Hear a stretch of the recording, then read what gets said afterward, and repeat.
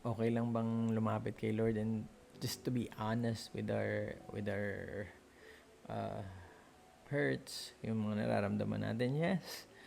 Mababasa natin sa Psalm, sinasabi nga na yung mga Psalm is an upward message, upward prayer. It's a way na yung mga the people of God talking to God. And it's full of emotions. You can really pour out your heart to God. Kasi hindi na naman tayo makapagtago kay God, di ba? Si Lord, alam na niya kung ano yung nasa isip natin, ano yung nasa puso natin. God wants us to be honest to Him. And if there is something wrong with us na na-reveal, uh, kamalian, weakness, God doesn't want us to mag-hide, to run away from Him. God wants us to draw nearer to Him. Kasi yung magpupuno lang naman sa atin, si God talaga.